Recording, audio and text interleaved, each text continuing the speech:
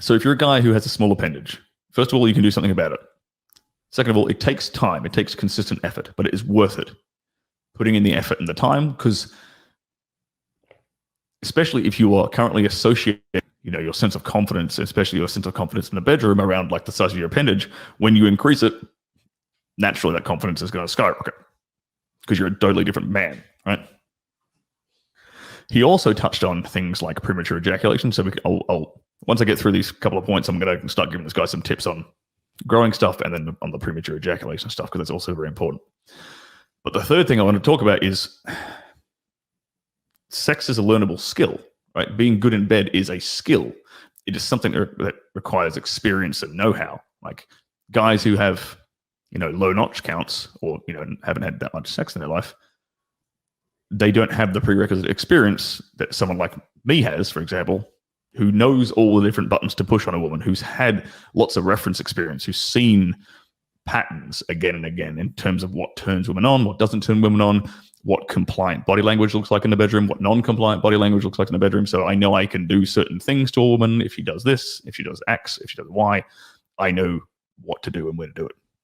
So that is also something that he can learn, which puts him far above the competition, because he's sort of going in his mind. He's like, oh, just because I have a tiny dick, no woman will ever find me compelling in the bedroom. And it's a complete lie. I can guarantee you out there somewhere, there is an MMA fighter with a tiny appendage who is absolutely rocking his wife's world every night in the bedroom, because he can go, like he can throw around and do a whole bunch of really dominant things in the bedroom to her. And when you're a guy who knows how to do that, it separates you from the pack. So he's worrying about girls like not wanting to have one-night stands with him and not being able to keep them in rotation. And he's worried about not being able to spin plates and being taken advantage of, financially in long-term relationships.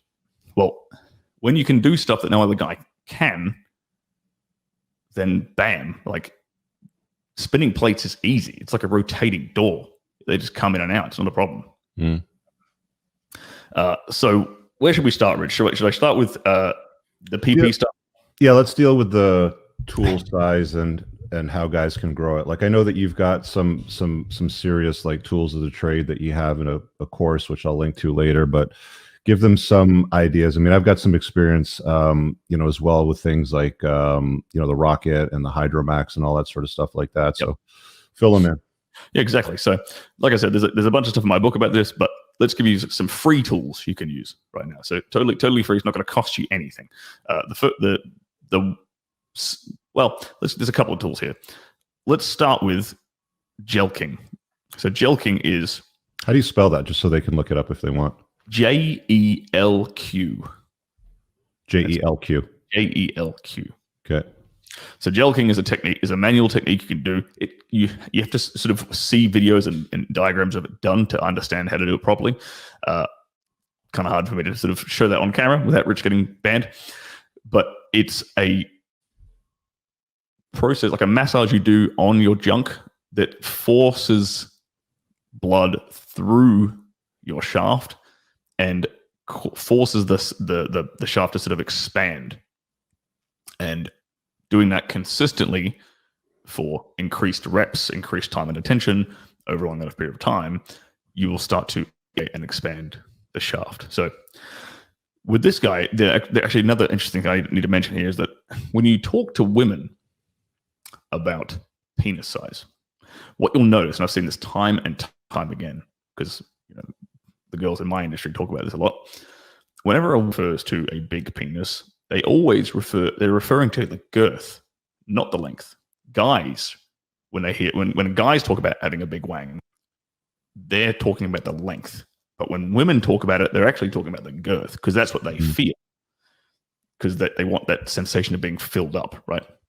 So the beautiful thing with the jelking exercise is that you can tailor it to work lengthwise or girthwise, depending upon the amount of blood that is already in your shaft. So you can have, typically, like if you go, say at a full erection, you're at like 100% blood flow in your penis, right?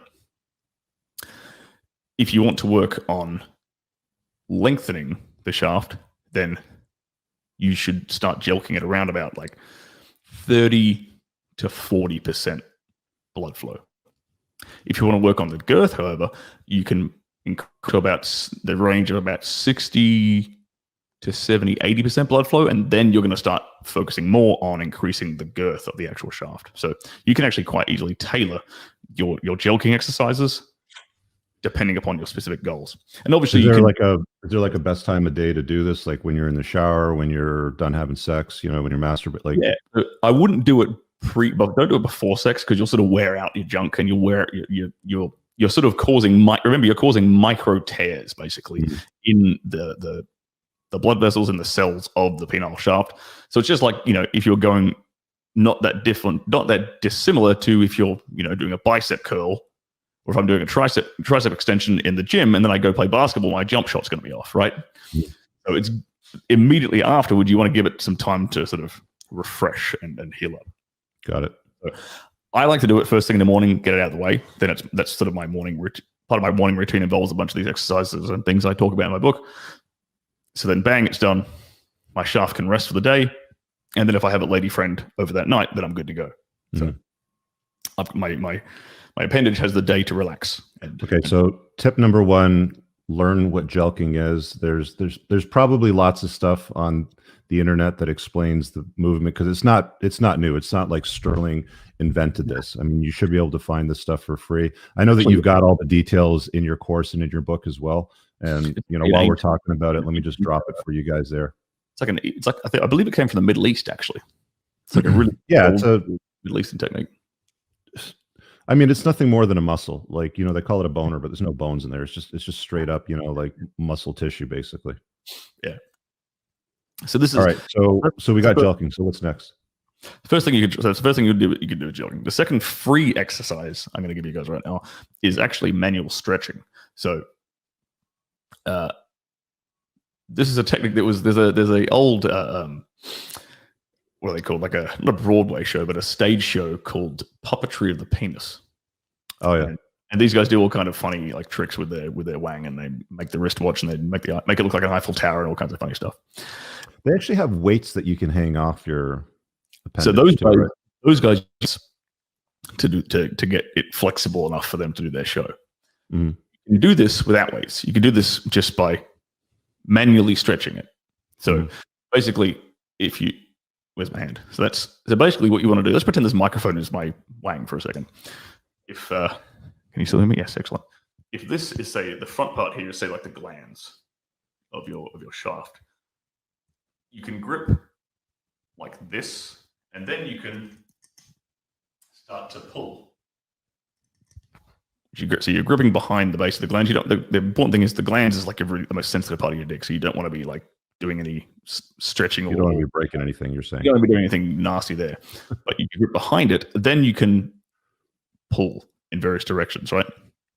And you can pull and you can hold at tension. And what you're doing with this is you're stretching the ligaments that attach your shaft to your pubic bone, and that causes it to hang basically further away from your body and increases your total erect length. Can you talk about that penis extension surgery that's been going around a lot? Because I've seen you tweet about it, how it doesn't really do anything. It doesn't do crap. So explain that, because I don't want guys going out and paying $10,000 thinking that they're going to extend the size of their dick and get. Yes. Yeah, I'm glad you asked that. So with penis enlargement surgery, what they do, so you have your shaft, and then there's ligaments which attach it to the pubic bone, right? So in the enlargement surgery, what they do is they just sever the ligaments that attach it to your pubic bone. Instead of like it hanging here, it hangs there. But this doesn't actually change the length of the penile shaft itself. So when it's flaccid, it looks like it's a bit longer because the part that comes out of your body is already out of your body because they cut the ligaments that attach it. But when you get erect, it's still the exact same size. So guys are out there paying $10 for enlargement surgery, and all they're getting is a better looking wang in the locker room. It's making no impact on their love life, and they spent 10 grand. It's like, good Lord, what a waste of money. Yeah, if you want to impress guys in the change room of the gym, go get the surgery. Yeah, basically. So it's utterly useless.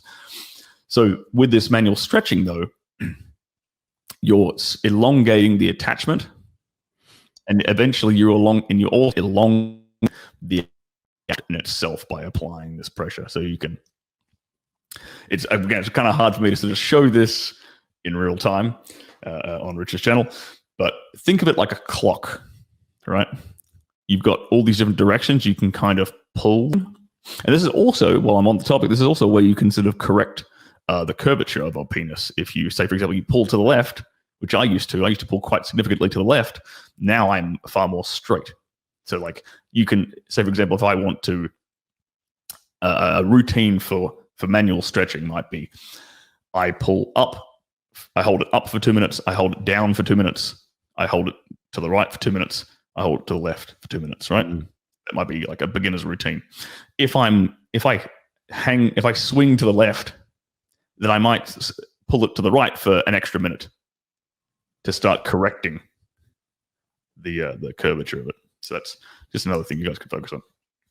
And the same thing goes for up and down. If you naturally point up, you can make it like go a bit straighter. And that it also just makes it look longer in general because you've corrected the curvature. But that's just more of an aesthetic thing than an actual practical thing.